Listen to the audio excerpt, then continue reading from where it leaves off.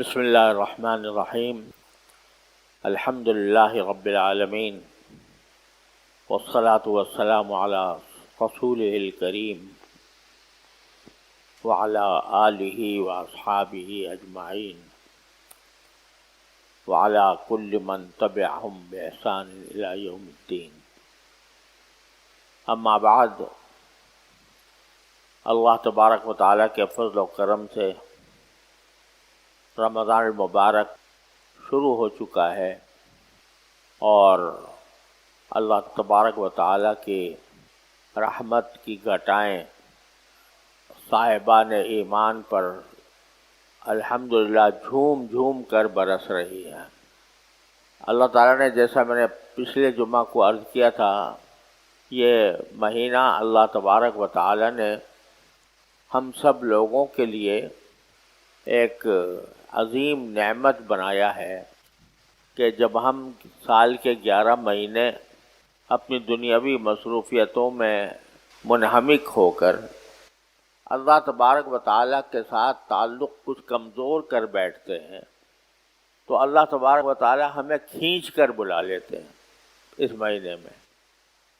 اسی کا نتیجہ ہے کہ آپ نے دیکھا کہ رمضان کے مہینے میں جو لوگ 5 وقت کی نماز مسجد میں آتے ہوئے مساتے ہیں، اور جو فرض نمازیں ہیں ان کی ادائیگی مسجدوں میں کم نظر آتی ہے. رمضان کی 20 رکعتیں تراویح کی وہ ایک عام آدمی بھی اس کی پابندی کرتا ہے. جو 5 وقت میں مسجد نہیں آتا وہ تراویح میں کھڑا ہو جاتا ہے، 20 دن کھڑا رہا، 20 رکعتیں پڑھتا ہے. اور 20 رکعتوں کا کیا معنی؟ 20 رکعتوں کا معنی ہے سجدے، اور ہر سجدہ بندے کو اللہ تبارک و تعالیٰ سے قریب کرنے کا سب سے زیادہ مؤثر ذریعہ ہے. حدیث میں رسول کریم سرور دو عالم صلی اللہ علیہ وسلم نے ارشاد فرمایا کہ بندہ اپنے مالک سے، اپنے خالق سے کسی وقت اتنا زیادہ کرنا سجدے کی حالت میں ہوتا. بظاہر تو پیشانی زمین کی ہوتی ہے، لیکن تعلق اس کا عرش و کرسی سے ہوتا ہے. اللہ تبارک و تعالیٰ کے ساتھ تعلق قائم ہو جاتا ہے. اور یہی وجہ ہے کہ رسول کریم سرور دو عالم صلی اللہ علیہ وسلم نے ارشاد فرمایا کہ چونکہ بندہ اپنے پروردگار سے سب سے زیادہ قریب سجدے کی حالت میں ہوتا ہے، تو سجدے میں بہت دعائیں کیا کرو. اکثروا فیہ الدعاء، مسجد سجدے کی حالت میں دعا زیادہ کیا کرو. اور جو فرق و تعالیٰ نے اختصار رکھا ہے، چونکہ فرض ہے لہذا بہت لمبی نماز فرض نہیں کی، اور اس کی کچھ مقداریں بتا دی ہیں. سجدے میں فرض نماز جو آدمی جماعت کے ساتھ ادا کرتا ہے تو امام سے یہ کہا گیا ہے کہ جب تم نماز پڑھاؤ تو ہلکی پڑھاؤ. کیوں؟ اس لیے کہ جماعت کے اندر بوڑھے بھی ہوں گے، ضعیف بھی ہوں گے، حاجت مند بھی ہوں گے. لہذا تم نے اگر لمبی نماز پڑھانی شروع کر دی تو بیماروں کو تکلیف ہو سکتی ہے. کوئی حاجت مند ہوتا ہے، اس کو وہ چاہتا ہے کہ نماز ختم کرنے کے بعد میں اپنے کسی ضروری کام میں اس کو جانا ہے. تو نماز کے فرض کے بارے میں تو یہ فرمایا کہ وہ اس میں تخفیف ہونی چاہیے، بہت لمبا نہ ہو، بہت لمبی نماز نہ ہو. اسی لیے امام سے یہ کہا گیا ہے کہ قرأت بھی سنت کے مطابق کرے، اس سے زیادہ نہیں. اور رکوع سجدے بھی بہت لمبے نہ کرے. جتنے مسنون مقدار ہے سبحان ربی العظیم سبحان ربی الاعلیٰ کہنے کی اتنی بس کر لے. لیکن یہ فرمایا جب تم تنہا نماز پڑھ رہے ہو فَلْيُطَوِّلْ مَا شَاءَ، تو جتنا چاہو لمبا کر کے پڑھو. اور اس لمبا کرنے میں خاص طور پر نوافل میں، نفلی نمازوں میں سجدہ جتنا جس میں جماعت نہ ہو رہی ہو بلکہ آدمی تنہا نماز پڑھ رہا ہو، اللہ تعالیٰ توفیق دے رات کے وقت میں جب تنہا نماز پڑھے تو لمبی رکعتیں ہوں، قرات لمبی ہو، رکوع لمبے ہوں، سجدے لمبے ہوں. اب یہ جو رکوع اور سجدے ہیں نوافل میں خاص طور پر، تو رکوع کے اندر تو افضل ہے باری تعالیٰ کی عظمت شان کا ذکر، باری تعالیٰ کی مدح و ثنا جتنی ہو سکے. اللہ تعالیٰ نے ہمیں بہت چونکہ آسان مذہب دیا ہے تو بس ایک جملہ سکھا دیا کہ رکوع میں سبحان ربی العظیم کہہ لیا کرو. تو 3 مرتبہ یا 5 مرتبہ یا 7 مرتبہ سبحان ربی العظیم کہہ لینا تو سنت ہے. اس کے بعد اللہ تعالیٰ کے عظمت و تسبیح و تصدیق کے جو کلمات یاد ہوں وہ جتنا چاہے پڑھے. تو رکوع کے اندر باری تعالیٰ کی تسبیح، تقدیس اور تعظیم کے کلمات جتنے زیادہ ہوں، مثلا سبحان ربی العظیم سبحان ربی العظیم سبحان ربی العظیم، یہ بھی خود تعظیم کے کلمات ہیں. اس کے ساتھ اگر کچھ اور بھی آدمی بنانا چاہے سبحان الملک القدوس، سبحان الملک الحی الذی لا ینام ولا یموت، سبح قدوس ربنا برب الملائکۃ والروح. یہ جو عام طور سے لوگوں میں تراویح کے قاعدے کے اندر تراویح کے جو ترویہ ہوتا ہے 4 رکعتوں کا، اس کے لیے ایک تسبیح بنا رکھی ہے لوگوں نے، بلکہ وہ لٹکا بھی دیتے ہیں مسجدوں کے اندر کہ تراویح میں جب 4 رکعت کا وقفہ ہو تو اس وقت یہ تسبیح پڑھا کرو. وہ اس موقع پر کہیں مسنون ہے نہیں، لیکن لوگوں کو متوجہ کرنے کے لیے کہ خالی بیٹھنے کے بجائے کچھ تسبیح کے کلمات کہیں تو اس لیے وہ کہہ دیتے. لیکن وہ ہیں بڑے عظمت والے، تعظیم والے کلمات. سبحان ذی الملک والملکوت، سبحان ذی العزت والعظمت والہیبت والجلال والجمال والکمال والجبروت، سبحان الملک الحی القیوم الذی لا ینام ولا یموت، سبوح قدوس ربنا ورب الملائکۃ والروح. یہ ہیں وہ کلمات. تو تراویح کے ترویح کے درمیان تو اس کا پڑھنا کہیں ثابت ہے نہیں، لیکن جائز ہے اور اچھا ہے پڑھے تو، لیکن کوئی سنت نہ سمجھے اس کو. لیکن رکوع کے اندر جب نفلی نماز پڑھ رہے ہوں تو نفلی نماز میں یہ تسبیح کے کلمات جتنا چاہے پڑھے، لمبا کرے رکوع کو رات کے وقت میں. اور دوسرا حدیث میں فرمایا کہ رکوع میں اللہ تعالیٰ کی حمد و ثنا زیادہ کی جائے. اور اگر کسی اور کو نہیں آتا سبحان ربی العظیم کی رٹ لگا لے، سبحانک اللہم وبحمدک لا الہ الا انت وحدک لا شریک لک استغفرک واتوب الیک، اس کی رٹ لگا لے. لیکن سجدہ جو ہے اس میں رسول کریم صلی اللہ علیہ وسلم نے فرمایا کہ اس میں دعا کی کثرت کرو، دعائیں مانگو. دعائیں کون سی مانگو؟ وہ جو قرآن میں آئی ہیں، قرآنی دعائیں. ربنا آتنا فی الدنیا حسنۃ وفی الآخرۃ حسنۃ وقنا عذاب النار اکثر مسلمانوں کو یاد ہوتی ہے. اور جو رب اغفر وارحم وانت خیر الراحمین،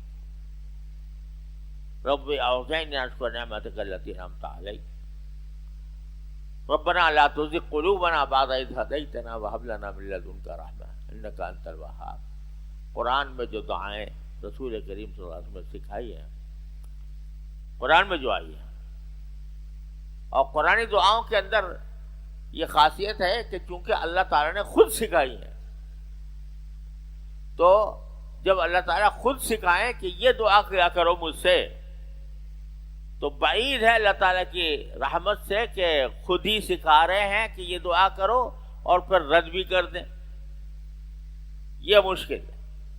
لہذا وہ دعائیں جتنی ہو سکیں سجدے کے اندر کرنا بہتر ہے. کیوں؟ رسول کریم صلی اللہ علیہ وسلم کا یہ ارشاد ہے کہ بندہ سجدے کی حالت میں اللہ تعالیٰ سے سب سے زیادہ قریب ہوتا ہے. فَأَكْثِرُوا فِيهَا الدُّعَاءَ، لہذا اس میں دعاؤں کی کثرت کیا کرو.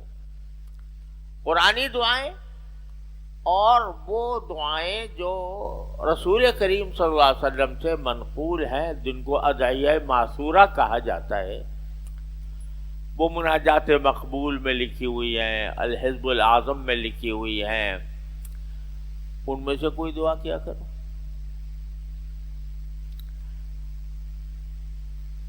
حضرت عائشہ صدیقہ رضی اللہ تعالیٰ عنہ فرماتی ہیں کہ رسول کریم صلی اللہ علیہ وسلم تہجد کی نماز میں، یہ صرف رمضان کی بات نہیں ہے، عام دنوں کی بات ہے، تہجد کی نماز جب آپ پڑھتے تھے تو پہلے 4 رکعتیں پڑھتے تھے. ان کے بارے میں فرمایا لا تسأل عن حسنہن وطولہن، پوچھو نہیں کہ کتنی خوبصورت اور کتنی طویل نماز ہوا کرتی تھی. حضرت عائشہ کہہ رہی پوچھو نہیں، یعنی پوچھنے کے قابل نہیں، میں جواب نہیں دے سکتی کہ جب اگر کوئی مجھ سے پوچھے کہ کتنی اچھی نماز ہوتی تھی، کتنی لمبی ہوتی تھی، تو میں اس کی مقدار بیان کرنے سے قاصر ہوں. لہذا مت پوچھنا کہ کتنی لمبی، مطلب بہت حسین، بہت طویل، ایسے ہی پڑھتے تھے. یہاں تک کہ حضرت عائشہ صدیقہ رضی اللہ تعالی عنہا فرماتی ہیں کہ ایک مرتبہ اتنا لمبا سجدہ کیا، اتنا لمبا سجدہ کیا کہ مجھے ڈر ہونے لگا کہ کہیں روح تو نہیں پرواز کر گئی. لیکن جب میں نے قریب جا کر آپ کے انگوٹھے مبارک کو حرکت دی تو مجھے آواز آئی کہ آپ دعا کر رہے ہیں اللہم انی اعوذ برضاک من سخطک وبمعافاتک من عقوبتک واعوذ بک منک لا احصی ثناء علیک انت کما اثنیت علی نفسک. یہ دعا فرما رہے ہیں. کیا دعا فرما رہے ہیں؟ انی اعوذ برضاک من سخطک، یا اللہ میں آپ کی ناراضی سے، آپ کی ناراضی سے، آپ کی رضامندی کی پناہ مانگتا ہوں. یعنی آپ کی رضامندی چاہتا ہوں، ایسی رضامندی جو ناراضی کو بالکل دور کر دے. یہ ہے سرکار دو عالم سجدے میں. وَبِكَ مِنْكَ، اور میں آپ کی پناہ مانگتا ہوں آپ ہی سے، کیونکہ آپ جس طرح رحیم و کریم ہیں، رحمان و رحیم ہیں، اسی طرح شدید العقاب بھی ہیں، شدید العذاب بھی ہیں، ذو الجلال والاکرام بھی ہیں. لہذا آپ سے میں آپ کی رحمت کی پناہ مانگتا ہوں آپ کے غضب سے. اعوذ بک منک، یہ پڑھ رہے ہیں. مطلب یہ کہ گھنٹے ہو گئے لیٹے سجدے میں گرے ہوئے. تو غرض یہ سجدے جو ہے نا، یہ بڑی عظیم نعمت ہے. یہ بندے کو اپنے اللہ سے قریب کرنے کا سب سے مختصر راستہ ہے سجدہ. جب سجدہ میں گر گیا بندہ، اللہ کی عظمت کے سامنے تو وہ اس کی معراج ہو گئی. ہر شخص کو تو معراج نصیب نہیں ہو سکتی نا جو رسول کریم صلی اللہ علیہ وسلم کو ہوئی، کہ آپ کو اللہ تعالیٰ نے ساتواں آسمان سے گزارا، پھر عرش پر کرسی پر، اور اس جگہ پر جہاں پر فرشتے لوگوں کی تقدیریں لکھ رہے تھے، اس جگہ تک جہاں اس کائنات کی فرشتوں کے سوا کوئی انسان جہاں کبھی پہنچ نہیں سکتا، وہ معراج تو نبی کریم سرور عالم صلی اللہ علیہ وسلم خاص. لیکن آپ نے فرمایا کہ یہ نماز جو ہے یہ مومنین کی معراج ہے، کہ جب یہ سجدے میں جاتے ہیں تو یہ اللہ جل جلالہ کا قرب حاصل کرتے. تو اس سجدے کو غنیمت سمجھو، اور نفلی نمازوں میں خاص طور پر اس میں دعاؤں کا اہتمام. کیوں؟ اس لیے کہ اس وقت بندہ سب سے زیادہ قریب ہے اللہ تعالیٰ کے. اور جیسے شاعر نے کہا کہ سر بر قدم حسن قدم بر کلہو تاج. جب بندہ سجدے میں گرتا ہے تو گویا ایک طرح سے باری تعالیٰ کے قدموں پر سر رکھا ہوا ہے، اور سر تو رکھا ہے کسی کے قدموں پر، لیکن پاؤں ہیں ساری دنیا کی بادشاہتوں کے تاجوں کے اوپر. یعنی ساری دنیا سے بے نیاز ہو کر اپنے اللہ کی بارگاہ میں پہنچ گیا. تو جیسے سجدہ کرتا ہے تو یہ نعمت انسان کو نصیب ہوتی ہے، معراج المومنین. تو آپ ذرا اندازہ کرو کہ رمضان میں گیا مسلمان تراویح میں 20 رکعتیں پڑھتا ہے، اور 20 رکعتیں جو ہیں اس میں 40 سجدے ہوتے ہیں، جس کے کیا معنی ہوئے کہ 40 مرتبہ بارگاہ الہی کے قریب پہنچتا ہے. 40 مرتبہ ہر روز. تو یہ اتنا بڑا قرب ہے جو اللہ تعالیٰ نے تراویح کے ذریعے ہم سب کو عطا فرمایا. اور روزہ رکھا، اور روزے کے بارے میں قرآن کریم نے فرمایا یا ایھا الذین آمنوا کتب علیکم الصیام کما کتب علی الذین من قبلکم لعلکم تتقون.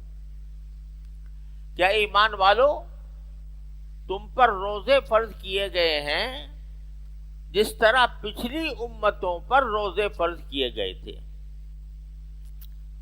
یعنی تم سے جو یہ مطالبہ کیا جا رہا ہے کہ صبح سے لے کے شام تک بھوکے رہو، پیاسے رہو، یہ صرف تمہیں ہی کوئی نرالا حکم نہیں دے دیا گیا، بلکہ یہ حکم تم سے پہلی امتوں کو بھی دیا گیا تھا. اور کوئی کسی رسول کی امت ایسی نہیں ہے کہ جس پر کبھی نہ کبھی روزہ فرض نہ کیا گیا ہو. مختلف اوقات میں مختلف پیغمبروں کی شریعتوں میں روزے فرض کیے گئے تھے. لیکن جو آخری جملہ ہے وہ بڑا معنی خیز ہے. سوال پیدا ہوتا ہے بھائی کیا ضرورت پیش آئی تھی کہ بندے جو اچھا خاصا کھاتا پیتا آدمی، اور اس کو کہہ دیا صبح سے شام تک نہ کچھ کھانا نہ کچھ پینا، اور نہ کوئی اپنی جنسی خواہش پوری کرنا اپنی بیوی سے. بھائی کیوں یہ سب بھوکا پیاسا کیوں رکھا جا رہا ہے؟ کیوں پابندی عائد کی جا رہی ہے اس عمل پر جس کو اگر حلال طریقے سے میاں بیوی کے درمیان کیا جائے تو اس کو بھی ثواب کہا گیا ہے؟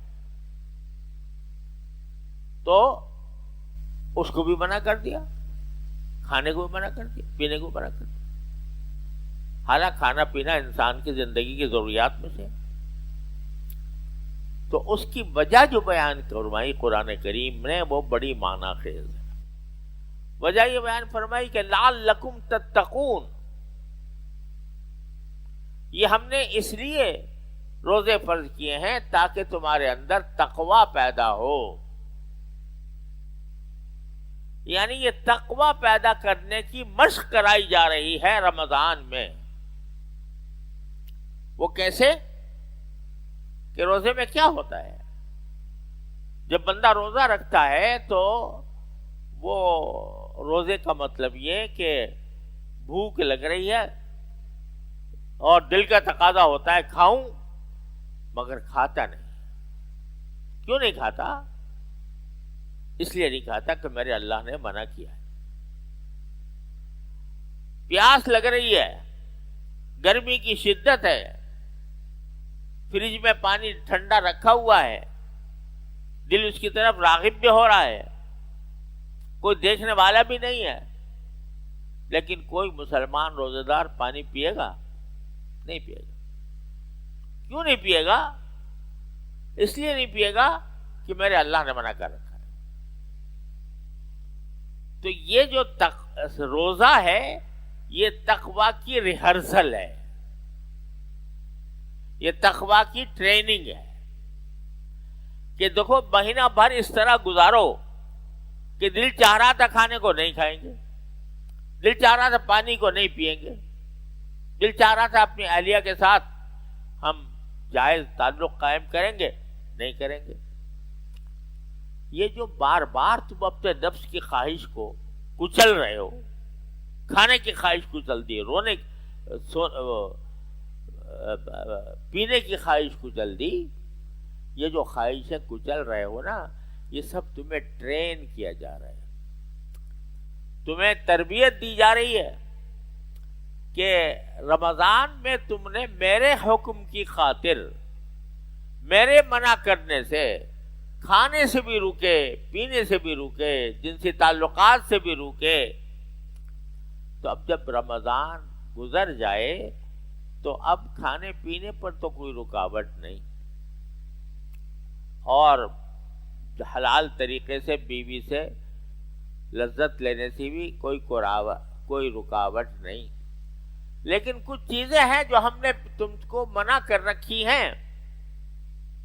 جس طرح تم روزے میں کھانے سے اور پینے سے رک گئے تھے صرف ہمارے حکم کی وجہ سے، اسی طرح اب دنیا میں تم سے کچھ چیزیں ہم نے منع کر دی ہیں.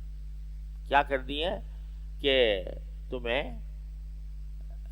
نظر کی حفاظت کرنی ہے، نظر کو غلط استعمال نہیں کرنا، کان کو غلط استعمال نہیں کرنا، زبان کو غلط استعمال نہیں کرنا.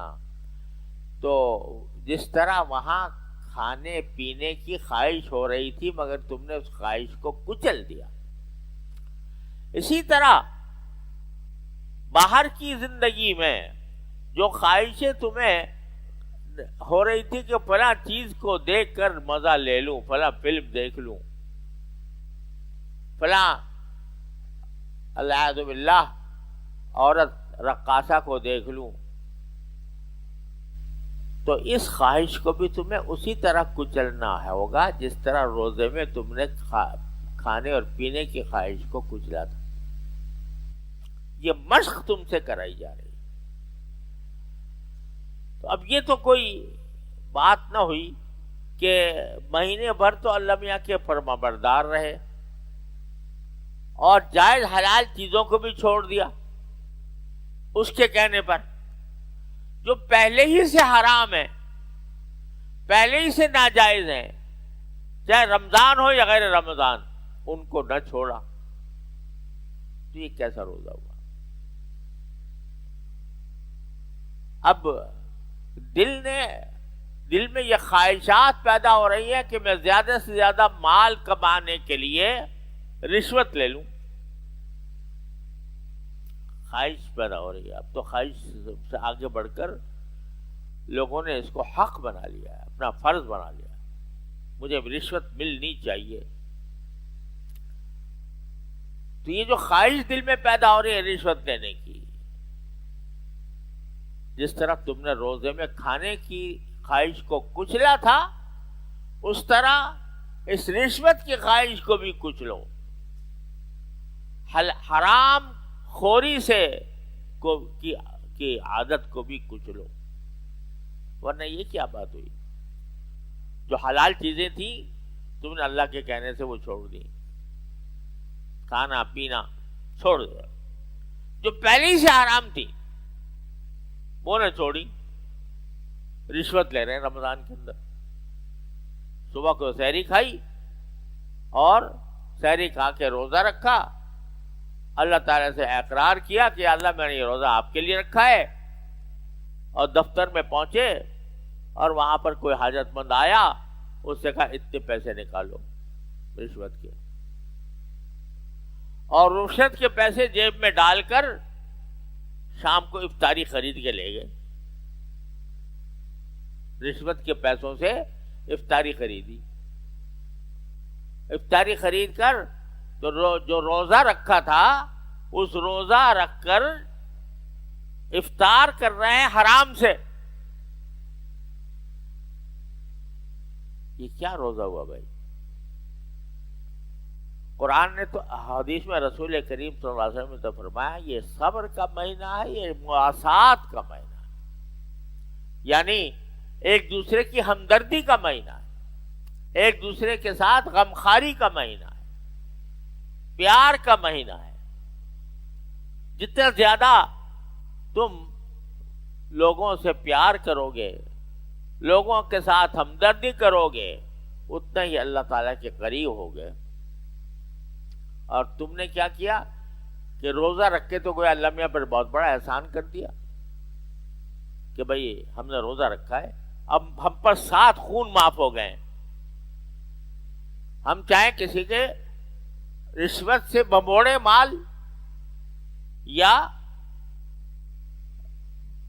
گرانی اتنی پیدا کر دی، جو چیز پہلے کم پیسوں میں بیچ رہے تھے رمضان میں کمائی زیادہ کریں گے، اور رمضان میں کمائی زیادہ کرنے کے لیے چیزوں کی قیمتیں بڑھا دیں گے۔ اللہ کے بندو، رمضان میں تو یہ کہا گیا تھا دوسروں کو افطار کراؤ مفت، جتنا افطار کراؤ گے تو اللہ تبارک و تعالیٰ کیا اتنا ہی تمہیں اجر و ثواب ملے گا۔ اور تم کہتے ہو میں کھال کھینچ لوں کسی طرح روزے دار کی، اور اس کی جیب میں جو کچھ پڑا ہے وہ میں ہڑپ کر جاؤں۔ کیا روزہ ہوا یہ؟ قرآن تو کہتا ہے لعلکم تتقون، یہ روزہ اس لیے فرض کیا ہے تاکہ تمہارے اندر تقوی پیدا ہو۔ تو تقوی جب پیدا کرنا مقصد ہے تو ذرا ٹٹول لیا کرو اپنے آپ کو روز، کہ میں جو روزہ رکھ رہا ہوں اس روزے کے وقت میں، روزہ رکھنے کے نتیجے میں میرے دل میں کچھ خدا کا خوف پہلے سے زیادہ بڑھا یا نہیں بڑھا۔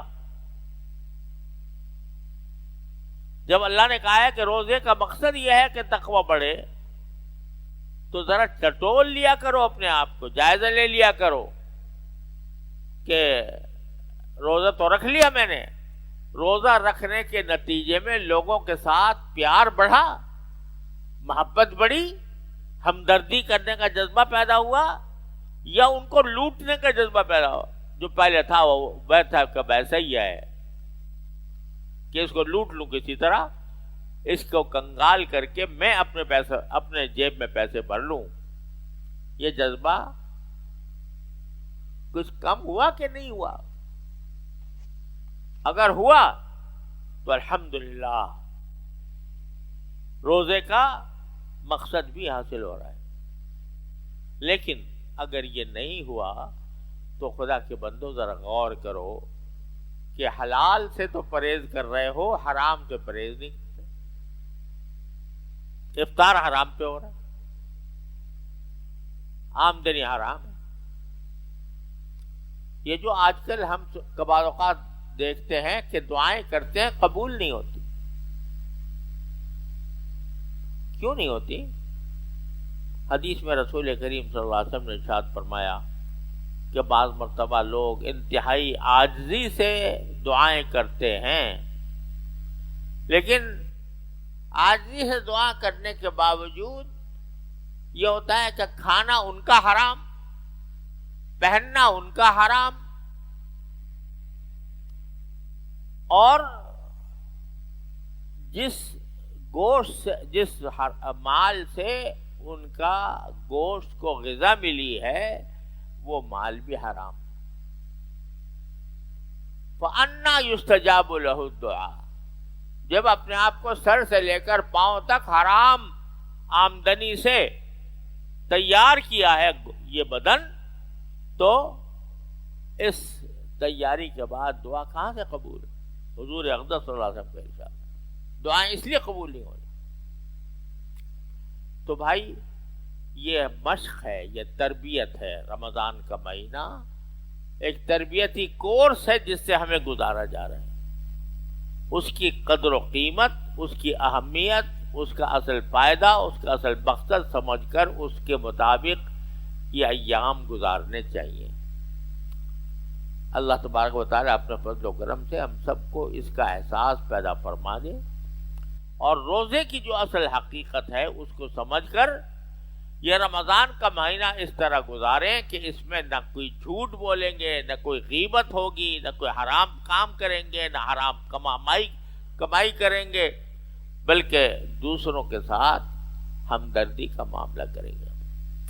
اللہ تبارک و تعالیٰ اپنے فضل و کرم سے ہمیں رمضان اسی طرح گزارنے کی توفیق عطا فرمائے۔ وآخر دعوانا الحمد للہ رب العالمین۔